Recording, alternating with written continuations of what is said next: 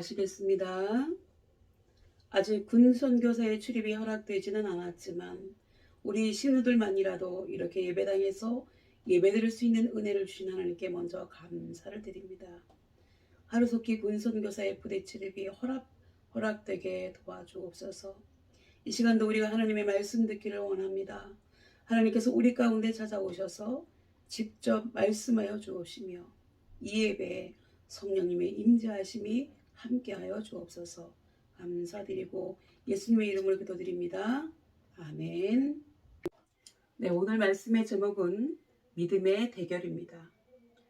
3년 만에 가뭄이 계속되는 동안 이스라엘에 닥친 공격은 엄청났던 것으로 보입니다. 그럼에도 불구하고 아합 왕은 정신을 차리기는커녕 오히려 하나님의 선지자들을 박해하는 등 왕후 이세벨과 함께 광포의 정치를 이어갔습니다. 이때 하나님 마침내 선지자 엘리야로 하여금 아합을 위시한 모든 바알 숭배자들과 정면 대결을 벌이도록 하셨습니다. 이 대결을 통해 가뭄의 재앙의 원인을 밝히 드러내어서 백성들을 회개하게 하고 은혜의 비를 내려주심으로 세상을 통치하시는 분이 하나님이심을 밝히시려 하신 것이 오늘 우리가 함께 은혜 받을 말씀의 내용입니다. 가뭄이 끝나갈 무렵 하나님이 엘리야에게 두 가지를 말씀하셨습니다. 하나는 너는 아합에게 보이라고 하시는 것과요, 또 하나는 내가 지면에 비를 내리라는 것이었죠. 엘리야는 비를 주시겠다는 하나님의 약속의 말씀을 듣고 아합 왕을 만나러 갑니다. 그러면 아합은 왜 그동안 엘리야를 찾지 않고 있었을까요? 18장 10절의 말씀을 보면 아합이 엘리야를 체포하기 위하여 이스라엘 전역을 샅샅이 뒤졌다고 했습니다. 또한 만일 엘리야를 숨겨준 것이 발각되면 숨겨진 사람이나 가족까지 모두 죽여도 좋다는 맹세까지 받아냈습니다. 그렇다면 아합은 왜 엘리야를 체포하기 위해서 이렇게 수배령까지 내렸을까요? 아마도 아합 왕은요, 가뭄이 계속되는 원인이 엘리야의 저주 때문이라고 생각했던 것 같습니다. 그리고 엘리야가 가뭄을 예언한 것 자체가 이스라엘 왕국에 대한 반역 행위와 저주로 보았던 것이죠. 지난 주일 말씀에서 보았던 것처럼 엘리야가 아합에게 내가 섬기는 여호와 하나님의 살아계심을 두고 맹세하건대 하나님의 말씀이 없으면 수년 동안 비나 이슬도 내리지 아니하리라 고 예언한 바 있기 때문입니다. 그런데 엘리야가 한 말 자체가 비가 오지 않도록 저주를 퍼부은 것이라고 보았던 것 같아요. 그러니까 이 저주를 풀려면 엘리야를 잡아와야 한다고 생각했던 것입니다. 굉장히 좀 어리석죠. 그러나 아합은 엘리야를 도저히 찾을 수가 없었습니다. 왜냐하면 엘리야는 3년 전에 이미 하나님의 지시에 따라서 이스라엘 국경을 벗어나서 시돈의 사르밧이라고 하는 동네에 가 있었기 때문에 어떻게 찾을 수 있었겠어요? 전 지난 시간에 말씀드렸잖아요. 그래서 아합 왕이 포기할 수밖에 없었겠지요. 그러나 때가 되자 하나님께서 또다시 엘리야에게 너는 가서 너 자신을 아합에게 보이라 라고 말씀하셨고요. 엘리야는 이제 아합을 만나러 그가 머물던 시돈 땅 사르밧을 떠나게 됩니다. 우리는 공항에서 비행기가 뜨고 내려앉는 것이 비행기 조종사 마음대로 이륙하고 착륙하는 것이라고 생각할 수 있지만요, 그렇지 않다고 하는 사실입니다.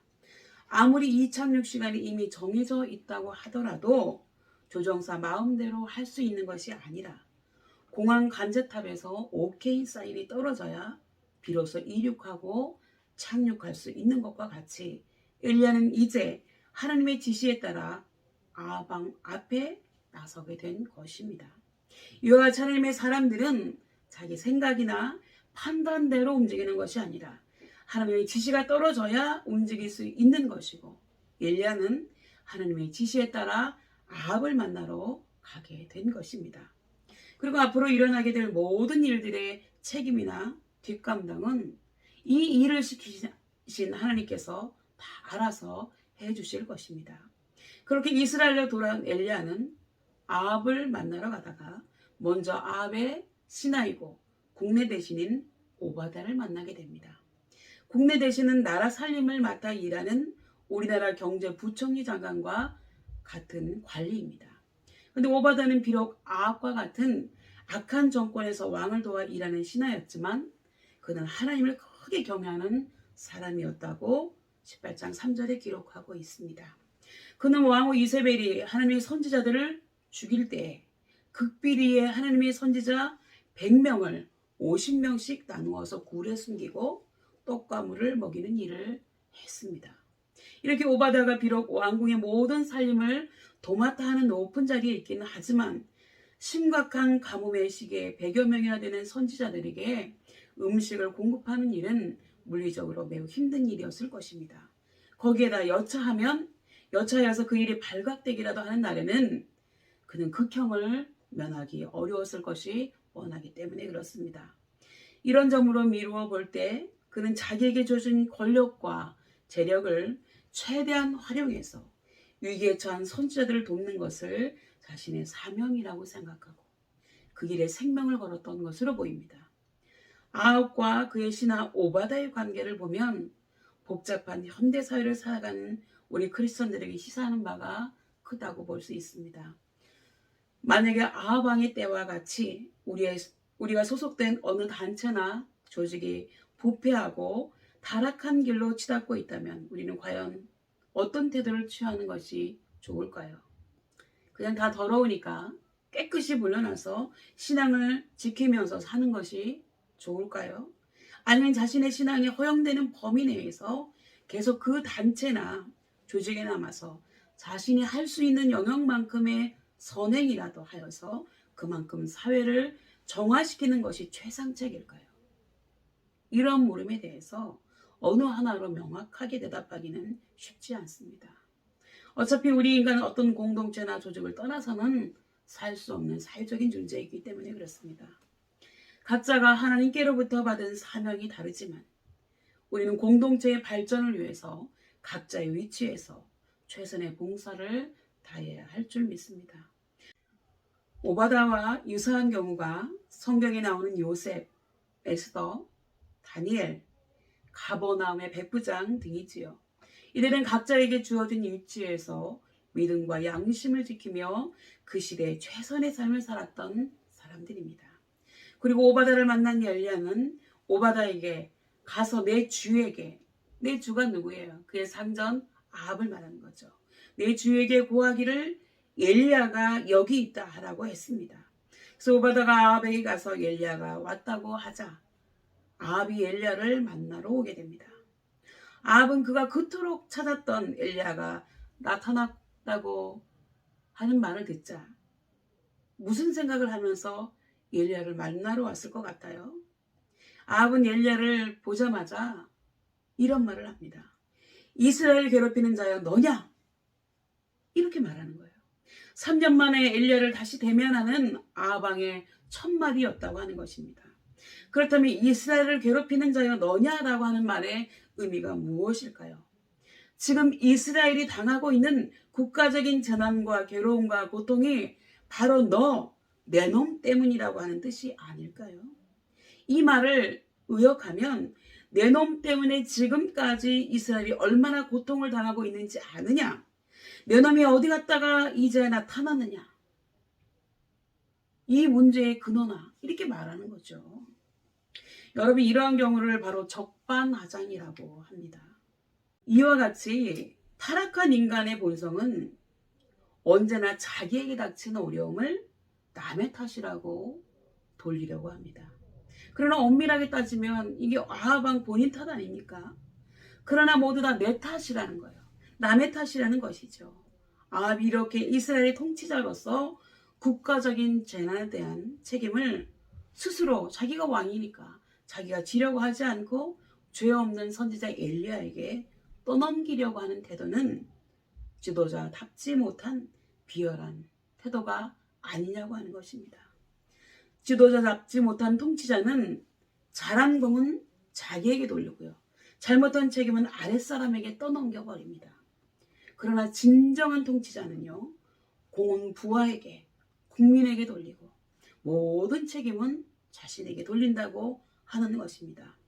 우리 성도들은요, 어려움에 봉착했을 때 남을 탓하기 전에 먼저 스스로를 돌아보고 회개하는 기회로 삼아야 할 것입니다. 이렇게 수년 동안 찾아 헤매던 엘리야를 만났을 때 여러분 같으면 기분이 어떨 것 같아요? 여러분이 아합 왕이라면 아합 왕의 기분이 어땠을까요? 막상 엘리야가 나타났을 때 놀랍고 당황스럽지 않았을까요? 그래서 첫 마디가 이스라엘을 괴롭히는 내 놈이 어디 있다가 이제야 나타났느냐라고 한 것이 아닐까요? 그러나 엘리야는 아합에게 이렇게 말합니다. 내가 이스라엘을 괴롭게 한 것이 아니라 당신과 당신의 집이 괴롭게 하였으니 이는 여호와의 명령을 버리고 당신이 바알들을 쫓았기 때문이라고 바른 말을 했습니다. 맞는 말이죠. 이렇게 엘리야는 가뭄의 책임을 자기에게 전가시키려는 아합에게 역으로 반격을 가한 것입니다. 자신의 발 앞에 엎드려 빌 줄 알았던 엘리야가 이와 같은 당당한 기세로 나오자 아마 아합은 당황했을 거예요. 그러나 하나님의 명령을 대행하는 엘리야로서는 어떤 대적 앞에서도 두려워할 이유가 없었던 것입니다. 엘리야는 도리어 아합에게 갈멜산에서의 대결을 요청합니다. 바알의 선지자, 네가 그렇게 죽기 살기로 섬기는 그 바알신의 선지자 450명과 그의 부인, 이 신이 부부신이에요. 이 부부신인 그 아세라 신을 섬기는 선지자 400명. 이 사람들을 갈멜산으로 모아서 네개로 나오게 해서 850대 1로 한번 붙어보자는 거예요. 850대 1로 한번 대결해서 과연 어떤 신이 참 신인지, 어떤 신이 참 하나님인지, 누가 참 선지자이고 누가 거짓 선지자인지의 여부를 한번 가려보자고 하는 것이었습니다. 그러나 아합은 의외로 엘리야의 요구에 순순히 응했습니다.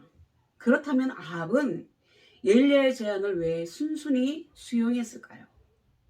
아마도 아합 딴에는 엘리야가 뭘 하든지 무슨 수를 쓰든지 간에 지금 당면한 가뭄의 재앙으로부터 일단 누가 하든지 거기로부터 벗어나 보려는 심사였던 것 같습니다. 그만큼 이스라엘의 국내 상황이 가뭄의 피해로 인해서 악화되어 있었고요. 아합의 정권마저 흔들리고 있었다는 것을 짐작할 수 있는 대목입니다. 이런 엘리야의 요구에 아합은 이스라엘 모든 자손에게로 사람을 보내어 선지자들을 갈멜산으로 모았습니다. 여러분, 갈멜산은 지중해 연안에서 바닷가 쪽으로 돌출한 해발 546m 되는 산입니다. 갈멜산에는 당시 이세벨에게서 생활비를 받고 어용 종교가 노릇을 하고 있는 바알의 거짓 선지자 450명과 아합 왕과 백성들이 올라와 있었습니다. 그리고 하나님의 선지자로서는 엘리야 오직 한 사람뿐이었습니다. 이때 엘리야는 백성들에게 어느 편에 설 것인지 태도를 분명히 하라고 요구했습니다. 어정쩡하게 갈팡질팡하지 말고 하나님 편에 서든지 아니면 바알 편에 서든지 결단을 내리라고 했지요. 그러나 어리석은 백성들은 꿀먹은 벙어리가 되어서 아무 대답도 하지 못하고 있었습니다. 당시 이스라엘 백성들은 아합 정권의 강압적인 우상 숭배 정책에 놀려서 하나님께 대한 신앙을 지키지 못하고 지내왔습니다. 그렇다고 하나님께 대한 신앙을 완전히 내팽개치지도 못하고 어정쩡한 상태에 있었던 것이지요. 그래서 결국 그들은 하나님과 바알을 함께 섬겨서 하나님의 진노를 샀던 것입니다. 그런 그들을 향해서 엘리야가 지금 이제는 결단을 내릴 시간이 되었다고 말하는 것입니다. 우리도 마찬가지입니다. 진리와 불의 사이에서 신앙과 불신앙 사이에서 과감한 결단을 내려야 합니다. 그래서 예수님은 애매하고 미온적인 신앙을 가지고 있는 라오디게아 성도들을 향해서 이렇게 책망하셨습니다. 내가 내 행위를 아노니 내가 차지도 아니하고 더웁지도 아니하도다. 내가 차든지 더웁든지 하기를 원하노라. 내가 이같이 미지근하여 더웁지도 아니하고 차지도 아니하니 내 입에서 너를 토하여 내치리라.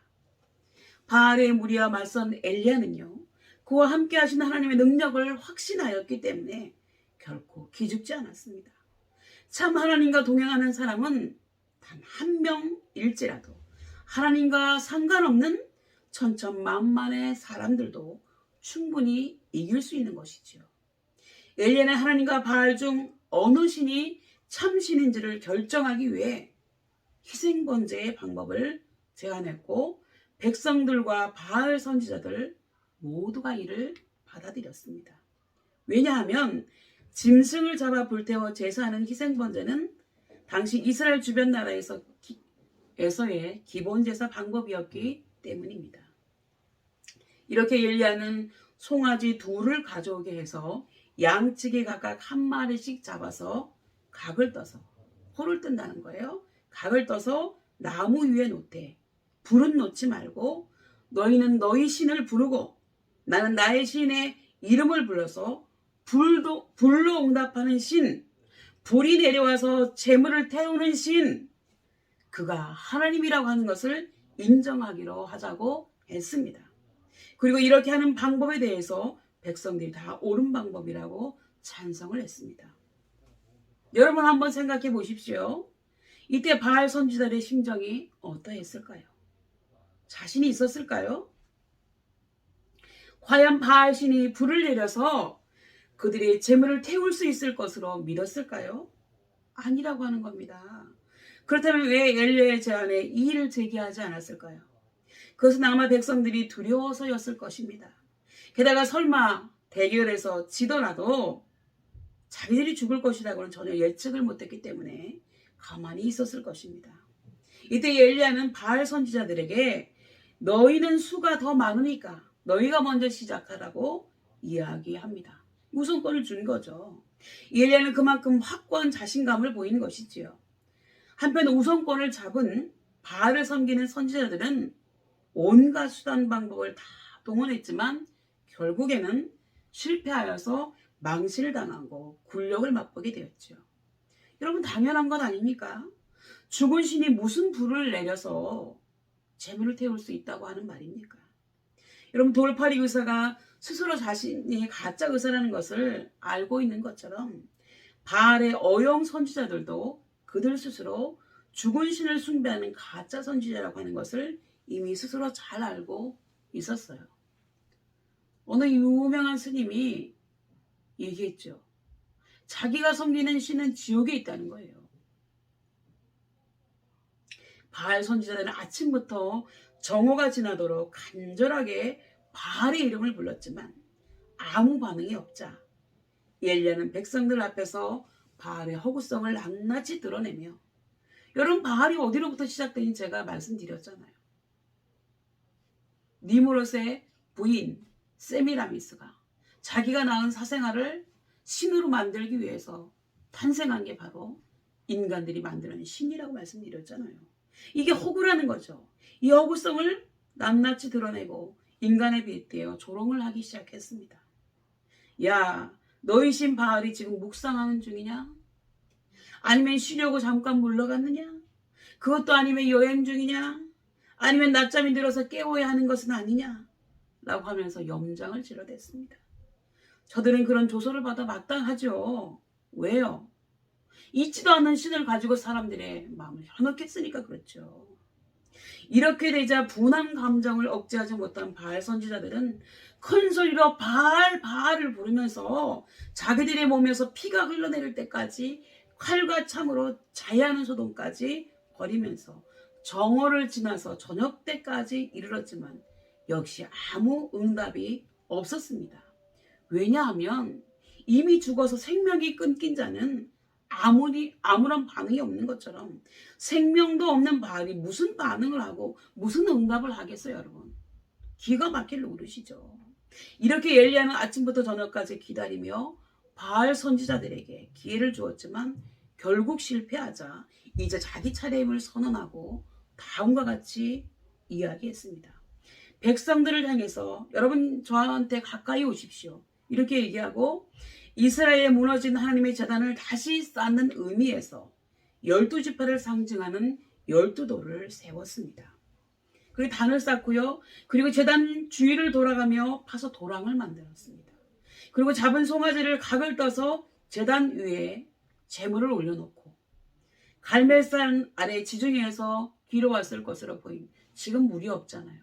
바닷물을 길어서 물 12통을 붓습니다. 12통이라고 그러면요. 한 통이 한 20리터쯤 해가지고 240리터. 여러분 드럼통 있죠. 그 드럼통 하나가 200리터니까 한 드럼보다 더 많은 거예요.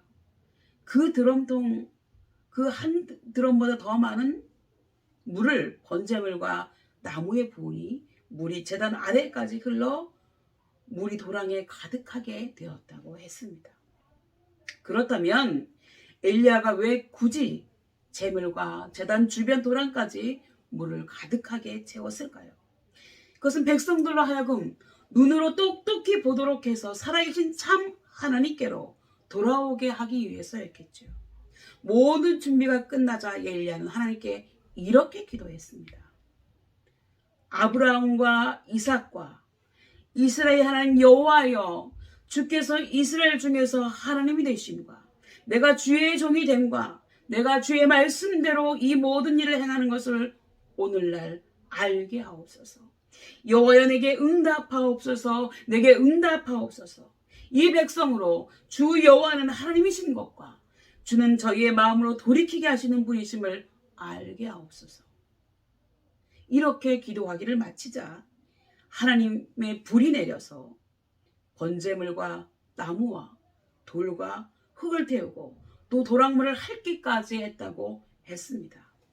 여러분, 하늘에서 내려온 불이 얼마나 강력했으면 돌과 흙까지 다 핥을 정도로 태웠겠습니까? 어떤 학자는 때마침 엘리야의 제단에 벼락이 떨어졌을 것이라고 이런 이야기를 합니다. 그러나 그것은 몰라서 하는 얘기예요. 여러분, 혹시 벼락 맞은 고목나무를 보신 적이 있습니까? 벼락의 불도 큰 나무 몸통 전체를 태우지는 못한다고 하는 거예요. 그런데 엘리야의 제단에 떨어진 하나님의 응답의 불은 얼마나 강력한지 흙은 물론이고 돌까지 다 태웠다고 했습니다. 정말 강력한 불이 떨어진 것입니다. 그렇다면 이 광경을 두 눈으로 똑똑히 본 백성들의 반응은 어떠했을까요? 모든 백성이 보고 엎드려 가로되 여호와 그는 하나님이시로다. 여호와 그는 하나님이시로다. 라는 고백을 수없이 할 수밖에 없었다고 합니다. 여러분, 3년 6개월 동안의 가뭄도 바알 선지자들과의 대결에서 승리하게 하신 목적도 결국은 하나님이 만드신 백성들로 하여금 우리와 같은 하나님의 자녀들로 하여금 여호와 그분은 하나님이시라는 것을 알게 하기 위한 것이었습니다. 여러분, 백문이 불여일견이라고 하늘에서 불이 떨어지는 것을 직접 눈으로 보고서야 백성들은 하나님의 살아계심을 비로소 깨닫게 된 것이지요.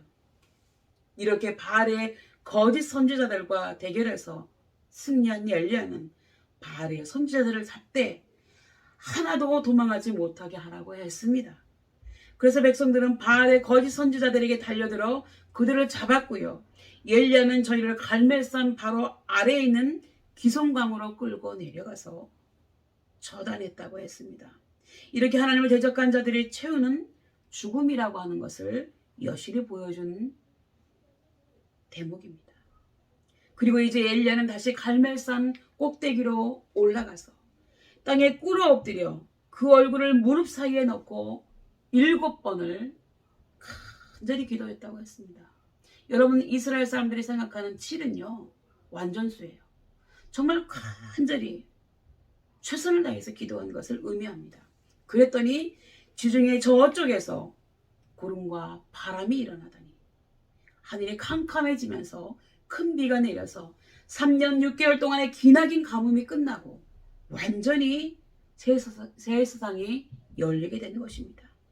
이렇게 죄악이 청산되면 기쁨의 날이 오는 것이지요. 사도행전 3장 19절 말씀에 그러므로 너희가 회개하고 돌이켜 너희의 죄 없이 함을 받으라. 이같이 하면 유쾌하게 되는 날이 주 앞으로부터 이를 것이요 라고 했습니다. 죄를 지으면 환난과 고통과 괴로움이 오도록 되어 있습니다. 그러나 회개하고 하나님께로 돌아오면 회복의 은혜와 구원의 기쁨이 있다는 것을 믿으시기 바랍니다. 오늘 말씀을 마무리하겠습니다. 일리야는 하나님의 지시에 따라 살았습니다. 하나님의 지시에 따라 아합 왕에게 가뭄을 예언하고 그리 시냇가에 몸을 숨기고 사르밧으로 가서 지내다가 하나님의 지시에 따라 다시 아합에게 나아가서 갈멜산에서 대궤를 펼쳐서 하나님이 이스라엘의 참 하나님이신 것을 증거했습니다. 선지자뿐만 아니라 하나님의 백성된 크리스천 역시 하나님의 지시에 따라 살아야 하는 사람들입니다. 왜냐하면요, 선지자 엘리야가 믿는 하나님과 우리가 믿는 하나님이 다르지 않고 하나님의 사람 엘리야가 올라간 천국과 우리가 갈 천국이 다르지 않기 때문에 그렇습니다. 엘리야는 하나님 앞에 엎드려 기도를 많이 한 만큼 능력 있는 삶을 살았고 하나님의 살아계심을 나타내었습니다. 그가 3년 6개월 닫혔던 하늘을 열어 비가 오도록 갈멜산 꼭대기에 올라가서 기도할 때 땅에 꿇어 엎드려 그 얼굴을 무릎 사이에 넣고 기도했다고 했습니다. 이것은 엘리야가 평소에 얼마나 많이 꿇어 엎드려 기도를 했는가를 잘 보여주는 표현입니다. 누구나 자기 얼굴을 무릎 사이에 넣고 기도할 수 있는 것은 아닙니다. 보통 사람들은 자기 얼굴이 자기 무릎 사이로 들어가지도 않아요. 도저히 불가능한 일입니다. 그러나 평소에 하나님께 간절히 부지런히 엎드려 많이 기도한 그런 사람은 가능한 일입니다. 엘리야가 그런 사람이었다고 하는 것입니다. 이렇게 기도를 많이 하는 사람에게 하나님 능력을 주십니다. 엘리야는 불응답을 받음으로 하나님의 살아계심을 드러내었고 백성들이 여호와 하나님만이 참 하나님이심을 고백하게 했습니다.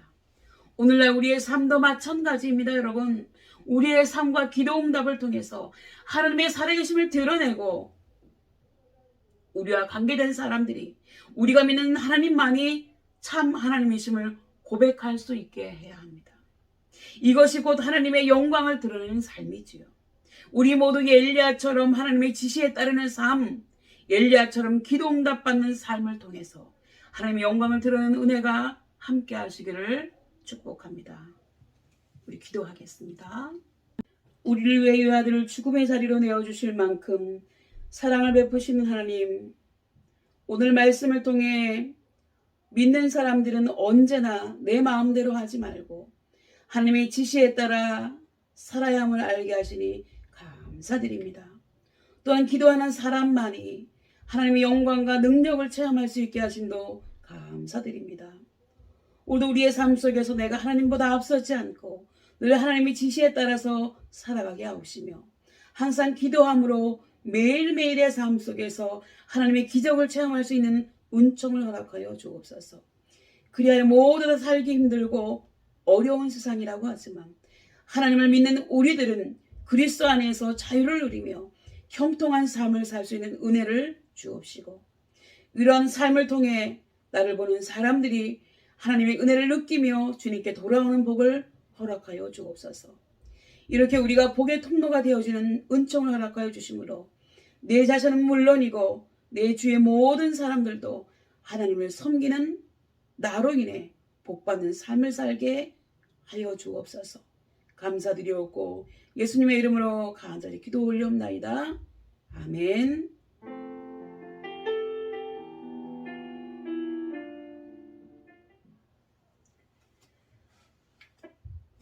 여러분, 지금은 엘리야 때처럼 찬양하시겠습니다.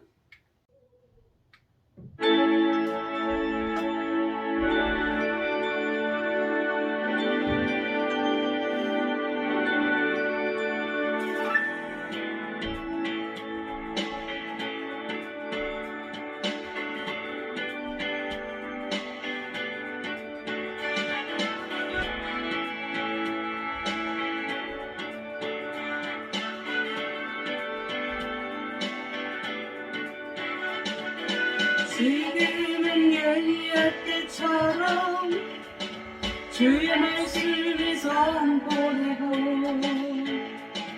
또 주의 종 모세의 때와 같이 언약이 성취되네.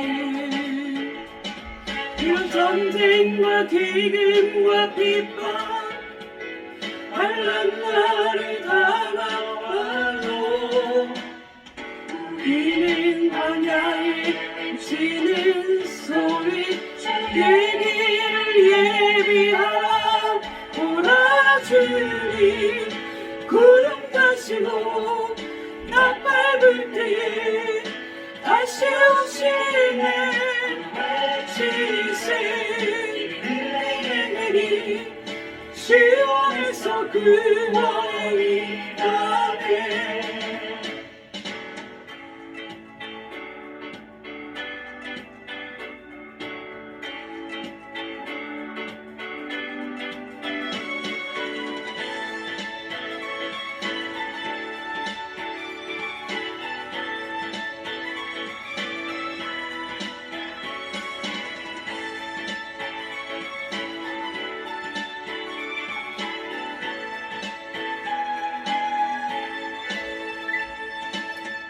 세계의 원산처럼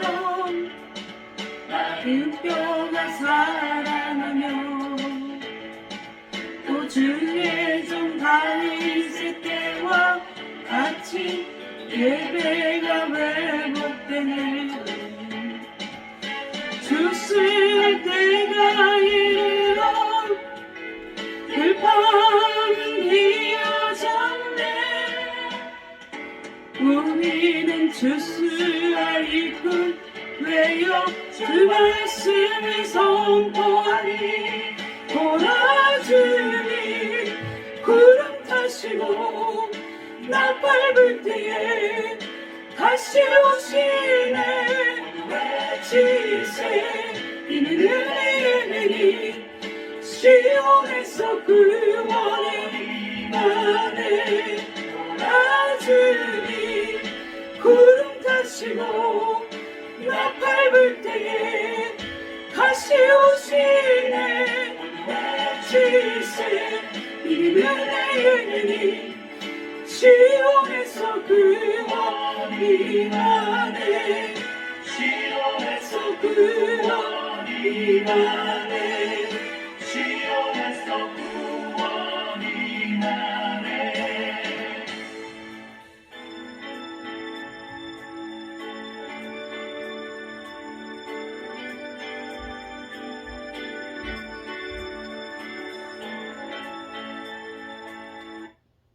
예, 지금 헌금 시간입니다. 여러분 하나님 앞에 감사의 기도 제목 또 하나님 앞에 소원의 기도 제목 올려드리겠습니다.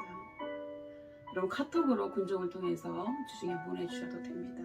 길어지다 보니 그렇게 해주시면 좋을 것 같고요. 그리고 또 하나님 앞에 우리가 정성껏 헌금 올려드리겠습니다. 잠깐 시간을 드리도록 하겠습니다.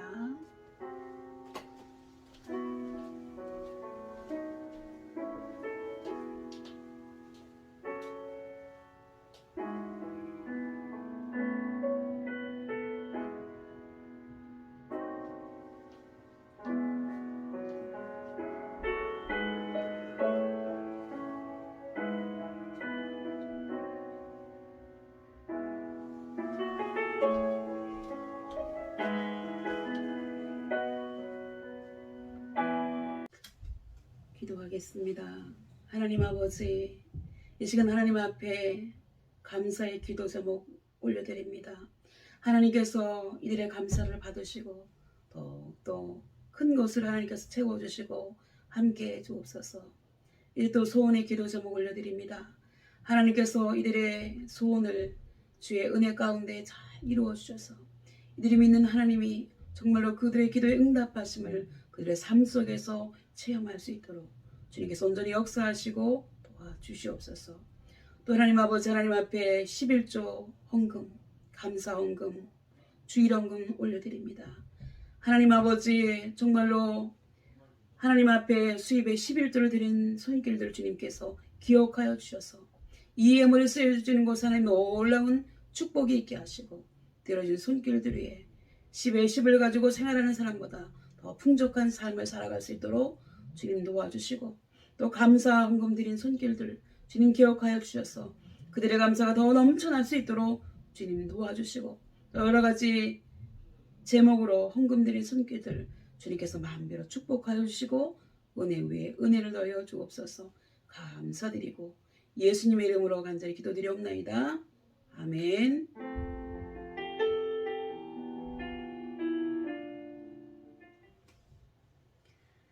예, 여러분 제가 축복 기도하며 예배는 마치겠습니다. 매주 드리는 말씀이지만 다음 주는 얼굴 봤으면 좋겠습니다. 예, 기도하겠습니다. 같이 기도하겠습니다.